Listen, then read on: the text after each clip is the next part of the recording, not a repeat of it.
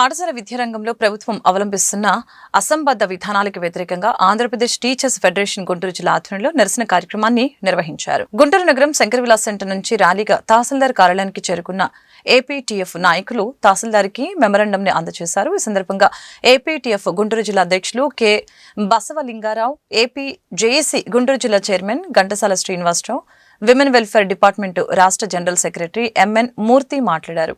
గత ప్రభుత్వం అసంబద్ధ విధానాలతో ఉపాధ్యాయులను అనేక ఇబ్బందులకి గురి చేసిందని, గద్దె దించితే నేటి ప్రభుత్వం అదే విధంగా కొనసాగిస్తూ ఉండటం బాధాకరమని చెప్పారు. మంత్రి నారా లోకేష్ తక్షణమే చొరవ తీసుకుని ఉపాధ్యాయుల సమస్యల పరిష్కారానికి చర్యలు తీసుకోవాలని డిమాండ్ చేశారు. ఉద్యోగ ఉపాధ్యాయ పెన్షన్ కార్మికుల ఐక్యత వర్ధిల్లాలి, వర్ధిల్లాలి. ఉద్యోగ ఉపాధ్యాయ పెన్షన్ కార్మికుల ఐక్యత వర్ధిల్లాలి. జిందాబాద్ జిందాబాద్. ఏపీ జిందాబాద్ జిందాబాద్ జిందాబాద్. ఏపీటీఎఫ్ జిందాబాద్. పాఠశాల విద్యారంగంలో అసంబద్ధ విధానాలను విడనాడాలి. పాఠశాల విద్యారంగంలో అసంబద్ధ విధానాలను కేటాయించాలి. ప్రతి ప్రాథమిక పాఠశాల కనీసం 2 ఎడ్జిటీలను కేటాయించాలి. విద్యార్థుల సంఖ్య సంబంధం లేకుండా కనీసం 2 ఎడ్జిటీలను కేటాయించాలి. సిగ్గు 9 రకాల పాఠశాల వ్యవస్థను నెలకొల్పడం. సిగ్గు 9 రకాల పాఠశాల వ్యవస్థలు నెలకొల్పాలని పూనుకోవడం. రద్దు చేయాలి సిపిఎస్ విధానాన్ని. కమిషన్ 12వ పిఆర్సీ కమిషన్ నియమించి ఐఆర్ను పెండింగ్ బకాయిలను పదవి విరమణ ప్రయోజనాలను బదిలీల్లో సీనియర్ ఉపాధ్యాయులకు వెయిటేజ్ ఇవ్వాలి. బదిలీల్లో సీనియర్ ఉపాధ్యాయులకు పదవి విరమణకు 3 సంవత్సరాల ముందు బదిలీల నుంచి మినహాయింపాలి. పదవి విరమణకు 3 సంవత్సరాలు ఉన్నటువంటి వాళ్ళను ఓహెచ్ వాళ్ళకి ఆప్షన్ పెట్టిన 40% ఎత్తివేయాలి. 40% ఆప్షన్, ఓహెచ్ వారికి 40% ఆప్షన్. రండి బాబు. ఈరోజు రాష్ట్ర వ్యాప్తంగా ప్రభుత్వంలో పనిచేస్తున్నటువంటి ఉద్యోగులు, ఉపాధ్యాయులు, పెన్షనర్ల యొక్క సమస్యల గురించి ఏపీటీఎఫ్ ఆధ్వర్యంలో ముఖ్యంగా ఉపాధ్యాయ రంగంలో జరుగుతున్నటువంటి ఈ అన్యాయాల గురించి, విద్యా వ్యవస్థలో జరుగుతున్నటువంటి ఈ అన్యాయాన్ని గురించి ప్రశ్నించేందుకు, ప్రభుత్వం దృష్టి తీసుకొచ్చేందుకు ఈ ఉద్యమం చేపట్టడం జరిగింది. మరి గత ప్రభుత్వంలో ఉద్యోగులు, ఉపాధ్యాయులు, పెన్షనర్లందరూ కూడా ఎంతో నష్టపోయిన సందర్భంలో దాదాపుగా ఏడాది క్రితం మే నెలలోనే 47 డిగ్రీల ఎండలో 5 లక్షల మంది ఉద్యోగులు, వారి కుటుంబం అందరూ బయటకు వచ్చి ఈ రకంగా మరి గత ప్రభుత్వానికి వ్యతిరేకంగా ఓటు వేసి ఈ ప్రభుత్వాన్ని తెచ్చుకున్నప్పుడు ఆ రోజున ఉన్నటువంటి చంద్రబాబు నాయుడు గారు ఈ ఉద్యోగుల్ని, ఉపాధ్యాయుల్ని, పెన్షన్లు చూస్తే నా కడుపు నిండిపోయింది, వాళ్ళ నన్ను ఇంత సపోర్ట్ చేశారని ప్రకటించారు. కానీ మరి అధికారంలోకి వచ్చిన వెంటనే ఐఆర్ ఇస్తానని చెప్పి ఆ రోజున ఆయన చెప్పాడు. ఇప్పుడు ఏడాది అయింది, ఇంతవరకు కనీసం ₹1 కూడా ఐఆర్ ఇవ్వలేదు కదా.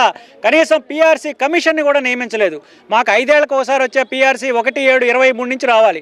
ఇప్పుడు 1/7/25 వచ్చేసింది. అంటే దాదాపుగా 24 నెలలు అయిపోయింది. 60 నెలల్లో ఇంత 2 సంవత్సరాలు అయిపోయినా కూడా ఇప్పటివరకు ఏడాది నుంచి కనీసం ఒక రిటైర్డ్ ఐఏఎస్ ఆఫీసర్ని నామినేట్ చేసి ఒక పీఆర్సీ కమిషన్ వేయడానికి కూడా ఈ ప్రభుత్వం ముందుకు రాలేదు. అలాగే ఈ ప్రభుత్వం వచ్చిన తర్వాతే మాకు గత 9 నెలల్లో కూడా మాకు రావాల్సినటువంటి డిఏ బకాయిలు, పాత గవర్నమెంటు 700% డిఏ బకాయిలు పెట్టేళ్ళింది మాకు. ఈ ప్రభుత్వం వచ్చిన తర్వాత ఈ 9 నెలల్లోనే మాకు ఒక్కొక్క ఉద్యోగికి, ఒక్క ఉపాధ్యాయుడికి, ఒక పెన్షనర్కి 27 నెలల డిఏలు, 92% డిఏలు మాకు పెండింగ్ పెట్టింది. అలాగే ఈ ప్రభుత్వం వచ్చిన తర్వాత మాకు 3 డిఏలు పెండింగ్ ఉన్నాయి. 1/1/24, 1/7/24, 1/1/25. ఇవి కూడా మాకు 30 నెలలకు రావాలి. 98% డిఏలు రావాల్సింది. టోటల్గా ఈ ప్రభుత్వం వచ్చిన తర్వాతే మాకు ఒక్కొక్క ఉద్యోగికి 191% డిఏ ఏరియర్స్ 57 నెలలకు పెండింగ్ పెట్టినటువంటి పరిస్థితి ఇవాళ ఉంది. జీవోలు ఉన్నా కూడా కనీసం ఆర్థిక శాఖ వాళ్ళు ఆ డిఏ ఏరియర్ వేసుకోవడానికి, బిల్లు వేసుకోవడానికి కూడా మాకు ప్రోగ్రామ్ కూడా ఎనేబుల్ చేయట్లేదు. జీవోలను కూడా రెస్పెక్ట్ చేయట్లేదు. ఆ జీవోలు అలాగే ఉంటున్నాయి, మాకు రావాల్సినవి రావట్లేదు. అలాగే రిటైర్ అయిపోయిన ఉద్యోగులకు కనీసం మరి సరెండర్ లీవ్ రావట్లేదు, ఎన్కాష్మెంట్ ఆఫ్ లీవ్ రావట్లేదు, గ్రాట్యుటీ రావట్లేదు. మొన్న 30,000 కోట్లు ఉంటే ఒక 6,000 కోట్లు మాత్రమే రిలీజ్ చేసి జీపీఎఫ్ల వరకు ఏపీజీఎల్ఐలు ఇచ్చారు తప్ప మళ్ళీ అది పెండింగ్ పడిపోయింది. ఇప్పుడు 4 నెలల నుంచి మళ్ళీ అవి కూడా ఇవ్వట్లేదు. ఉపాధ్యాయ రంగం చూస్తే అసలు ఉపాధ్యాయులు పాఠాలు చెప్పడానికి అవకాశం లేని పరిస్థితి ఏర్పరిచారు. ప్రతిరోజు వాళ్ళు ఆందోళన చెందుతున్నారు. ఏ ఉపాధ్యాయుడు ఎక్కడుంటాడో, ఏ కుటుంబం ఎక్కడుంటుందో, ఉపాధ్యాయుడు ఎట్టిపోతాడో, అసలు వాడి పోస్ట్ ఉంటుందో ఉండదో, ఎక్కడ ఉంటుందో కూడా తెలియని పరిస్థితుల్లో ఉంటే పిల్లలకి ఎలా చదువు చెప్పాలి? ఉపాధ్యాయులు అంటే ఏదో ఆఫీసులో కూర్చొని ఈ ఆఫీసులో ఫైల్స్ రాసేటువంటి వాళ్ళు కాదు. భావితరాలని రూపొందించేటువంటి శిల్పకర్తలు వాళ్ళు ప్రశాంతంగా కూర్చొని ప్రశాంత వాతావరణంలో పాఠం చెప్పి పిల్లల్ని పైకి తీసుకొచ్చేటువంటి గురుతర బాధ్యత వాళ్ళ మీద ఉన్నప్పుడు వాళ్ళతో చర్చిస్తున్నారు. కానీ కూర్చొని చర్చించినప్పుడు వీళ్ళు చెప్పిన వింటున్నారు, గవర్నమెంట్ చేయదలుచుకుని చేస్తుంది. ఇప్పటికైనా ముఖ్యమంత్రి గారు ఇప్పుడు ఈ 4వ ముఖ్యమంత్రి అయ్యాడు, 4 సార్లు ఆయన ప్రతిపక్షంలో 40 సంవత్సరాల ఎక్స్పీరియన్స్ ఉంది. దయచేసి మేము విజ్ఞప్తి చేసేది ఏంటంటే ఈ ఉపాధ్యాయ సమస్యల మీద, ఉద్యోగుల పెన్షనర్ల సమస్యలు కూడా అలాగే ఉన్నాయి. పెన్షనర్స్ మన కోర్టుకు వెళ్ళారు, 11 సంవత్సరాలు 9 నెలలకి మాకు కమ్యూటేషన్ రెస్టోర్ చేయాలని అడిగితే ఈ గవర్నమెంట్ ఏం చేసిందంటే 11 నెలలు 9 నెలలకు ఇవ్వాల్సిన అవసరం లేదు, 15 నెలలకు ఇవ్వడం సక్రమమైన కౌంటర్ వేసింది. ఆ రకంగా పెన్షనర్స్ కూడా వ్యతిరేకంగా హైకోర్టులో గవర్నమెంట్ నిలబడినటువంటి స్థితి కనిపిస్తుంది ఇవాళ. కాబట్టి ఖచ్చితంగా ఈ ముఖ్యమంత్రి గారికి ఎక్స్పీరియన్స్ ఉంది, ఉద్యోగులు అంటే ఏంటో ఆయనకి తెలుసు. ఆయన పక్కన ఉద్యోగులందరూ నిలబడ్డారు. మొన్న ఎన్నికల్లో కూడా ఉద్యోగులు, ఉపాధ్యాయులు, పెన్షనర్లు, వాళ్ళ కుటుంబ సభ్యులు అందరూ కూడా ఆయన పక్కన నిలబడ్డారు.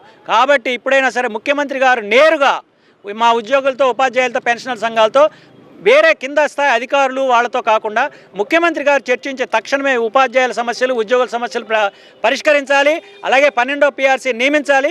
ముఖ్యమంత్రి గారు ఎట్లాగైతే అధికారంలోకి రాగానే 1/4/24 నుంచి పెన్షనర్లకి ఎరియర్స్తో సహా సామాజిక పెన్షన్లు ఇచ్చారో అలాగే మాకు కూడా 1/4/24 నుంచి 30% అయ్యారు ఎరియర్స్తో సహా చెల్లించాలని మేము డిమాండ్ చేస్తున్నాం.